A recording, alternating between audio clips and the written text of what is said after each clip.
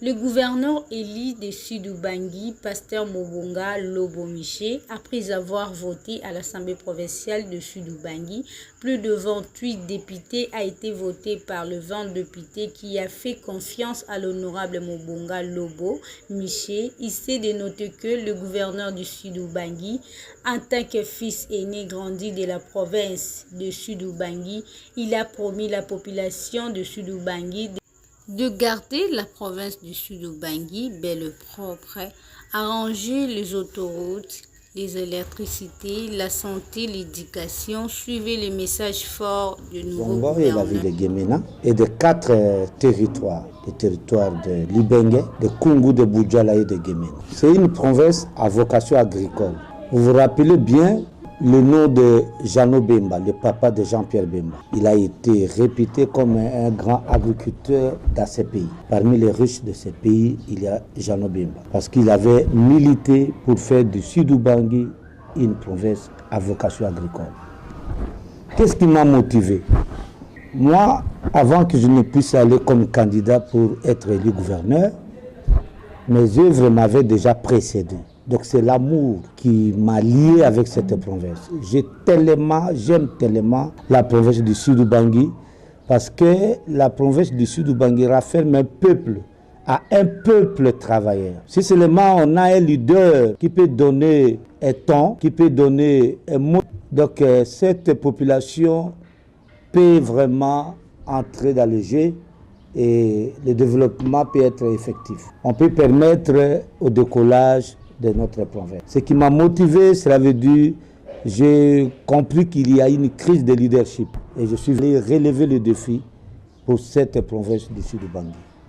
J'ai trouvé la province dans un état de route délabré. Les routes sont dans un état avancé, état délabré. Il n'y a plus de routes, des érosions, les routes ne sont plus praticables. Nos villes ne sont pas, nos cités ne sont pas liées par des routes. Ne fût-ce que les travaux de cartonnage manuel pouvaient sauver nos routes. Et moi, j'ai une façon de faire, parce que je suis un grand entrepreneur. S'il vous plaît, pas grand, mais je suis entrepreneur, je sais comment faire.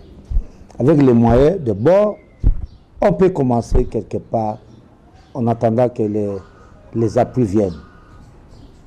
Alors, notre priorité, d'abord nous avons relevé 7 défis. Il y a 7. La province du Sud-Ubangi, on peut dire qu'on doit aller relever les défis dans tous les secteurs. Mais nous avons regroupé ces défis en 7 regroupements, 7 défis à relever. Il y a le défi socio-économique, défi pour les routes, les défis pour la santé, beaucoup de défis. Et nous avons opté pour 6 axes. Nous commencerons d'abord par arranger les routes, relier nos cités par les routes, faire en sorte que les produits qui sont produits par les villageois, les produits agricoles, disons, produits par les villageois puissent arriver dans les centres de consommation. Il nous faut arranger les routes. Parce qu'on ne peut pas parler de l'agriculture sans les temps de route, sans les routes, sans arranger les routes. Les routes provinciales, les routes des dessertes agricoles. Et à côté de cette priorité de route, nous avons aussi pris la priorité de l'agriculture. Parce que nous avons des forêts. Nous avons des espaces. Vous savez que le Sud-Ubangi est une province à une dimension plus que même le Rwanda. Donc nous sommes une république, presque une république. Dans mon esprit, je voudrais me considérer comme un petit chef de l'État qui doit travailler pour que le Sud-Ubangi se remette debout. Une fois le Sud-Ubangi, on a produisait de l'huile, du café, des arachides, des maïs. Nous sommes un grenier agricole dans ce pays. Mais c'est comme si le Sud-Ubangi était en train d'aller aux enfers. Et nous voulons faire sortir notre province de ce trou-là et dire à nos générations futures que demain, le Sud-Ubangi sera un Sidou-Bangui meilleur. Un lieu où il fera beau d'aller vivre.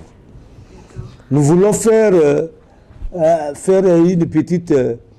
petit miracle pour que les gens quittent Kinshasa pour aller vivre dans le Sidou-Bangui, à Zongo, à Kungu, à Bozene, dans nos cités, à Dongo. Donc il fera beau vivre dans le Sidou-Bangui. Je connais le Sidou-Bangui, c'est là où j'ai grandi. Je vais voir le Sidou-Bangui comme je le voyais quand j'étais un petit enfant. À tous mes électeurs, les députés provinciaux, que je salue en passant, je leur dis hommage à eux. Ils ont fait un bon choix. Parce que choisir le pasteur Mobonga Lobo comme gouverneur, c'est choisir le développement du Sidou-Bangui. Voilà. Ces atouts-là, nous les possédons. Nous allons avec détermination. Nous n'avons pas besoin d'attendre un ange descendre du ciel et faire ce travail. Nous, les humains, nous sommes capables de le faire. Voilà. À toute la population, je leur dis que le Sidou-Bangui, l'avenir est meilleur. Il sera beau de vivre dans le Sidou-Bangui. Je vais faire en sorte que le peuple ne soit pas déçu. Et là, la population a plusieurs attentes. Nous ne sommes pas des anges qui descendront du ciel, mais nous allons faire en sorte que... Le peuple de Dieu, nous ne sommes pas allés en démissionnaire dans les domaines politiques. Cela veut dire que nous n'avons pas démissionné de notre métier, de notre profession noble de pasteur pour aller faire la politique. Non, nous sommes toujours pasteurs. Moi, je suis toujours pasteur. En même temps, je suis gouverneur de la province. Donc, je continuerai à prêcher, à prendre soin des âmes de Dieu. Donc, je suis en quelque sorte un Kimila. Je suis dirigeant des âmes de mon église, des enfants de mon église. Et aussi, je suis dirigeant de la province de l'Équateur.